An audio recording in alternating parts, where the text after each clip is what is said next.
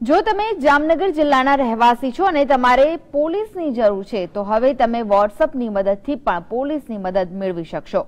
જામનગરમાં રહેતા લોકો હવે વોટ્સએપ પર મેસેજ કરીને ગુનાની જાણકારી પોલીસને આપી શકશે। સોશિયલ મીડિયાની આ સેવા ગુજરાતમાં સૌપ્રથમ જામનગર પોલીસે શરૂ કરી છે, તો સાથે સાથે જામનગર પોલીસે સેતુ એપની સુવિધામાં પણ વધારો કર્યો છે।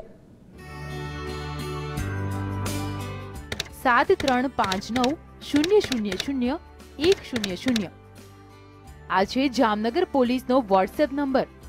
જો તમે સોશિયલ મીડિયાનો ઉપયોગ કરતા હોવ અને તમારે પોલીસને કોઈ પણ માહિતી આપવી હોય તો હવેથી તમે આ નંબર પર જામનગર પોલીસને માહિતી પહોંચાડી શકશો। આ નંબર પર ગુના અંગેની માહિતી આપનારે ડરવાની જરૂર નથી, કારણ કે માહિતી આપનારનું નામ પોલીસ દ્વારા ગુપ્ત રાખવામાં આવશે। જે તે વ્યક્તિ દ્વારા આ નંબર પર જે કાંઈ પણ માહિતી આપવામાં આવશે તે કંટ્રોલ રૂમના કોમ્પ્યુટર સેટમાં જશે। ત્યાંથી આ માહિતીને જામનગર પોલીસના ગ્રુપ પર મૂકવામાં આવશે, જેથી આ માહિતી જિલ્લાના તમામ પોલીસ અધિકારીઓને એક જ ક્લિકમાં મળી જાય। વોટ્સએપ દ્વારા એમના તરફથી જે માહિતી એમને મોકલવાની છે એ માહિતી મોકલવું કંટ્રોલ રૂમમાં સહેલું થાય અને એમનો નંબર ગુપ્ત રહે।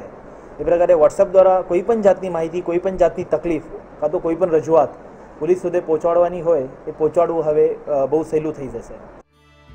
જામનગર પોલીસ આ પહેલા સેતુ એપ લોન્ચ કરી લોકોની નજીક પહોંચવાનો પ્રયાસ કરી ચૂકી છે, ત્યારે આજે જામનગર પોલીસ દ્વારા સેતુ એપની સુવિધામાં પણ વધારો કરવામાં આવ્યો હતો। અત્યાર સુધી લોકોએ ભાડુઆત કે પરપ્રાંતીય મજૂરની જાણકારી માટે પોલીસ સ્ટેશન સુધી જવું પડતું હતું, પરંતુ હવે પોલીસ સ્ટેશન જવાની જરૂર નથી। જે તે વ્યક્તિ સેતુ એપની મદદથી વ્યક્તિનું નામ અને આઈડી પ્રૂફ પોલીસને મોકલી શકશે। આ ઉપરાંત લોકો જ્યારે ઘર બંધ કરી બહાર જતા હોય ત્યારે તે અંગેની માહિતી પણ સેતુ એપથી પોલીસને પહોંચાડી શકશે। તમારા ફોર્મ લેવાય અને આ ફોર્મ ભરીને પછી કોઈ પણ જાતની તંત્રને જાણ કરવી।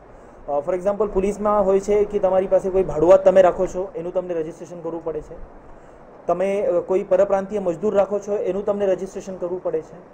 તો આવા અલગ અલગ જે રજિસ્ટ્રેશન છે હવે એના માટે કોઈ પણ વ્યક્તિને કોઈ પણ પોલીસ સ્ટેશન, કોઈ પણ પોલીસ મથક જવાની ગરજ નથી। એમાં બહુ સહેલું આપણે કર્યું છે। ફક્ત સેતુ મોબાઈલ જે એપ્લિકેશન છે આ એન્ડ્રોઈડ અને આઈફોન બંને ઉપર ઉપલબ્ધ છે। ઘણીવાર વ્યક્તિઓ રૂબરૂ પોલીસ મથકે આવવાના ડરથી પોલીસ સુધી જરૂરી માહિતીઓ પહોંચાડી શકતા નથી, પરંતુ હવે પોલીસને આશા છે કે આ પ્રકારની માહિતી તેઓ સુધી પહોંચે તે માટે વોટ્સએપ એક મહત્વનું માધ્યમ પુરવાર થશે। જો કે આ સેવાનો સદુપયોગના બદલે દુરુપયોગ કરવાનો પ્રયાસ કરનારાઓની પણ ખેર નથી, કારણ કે આવું કરનારાઓ સામે પોલીસે આઈટી એક્ટ હેઠળ કાર્યવાહીની તૈયારી પણ કરી રાખી છે। ભરત ચૌહાણ, GSTV, જામનગર।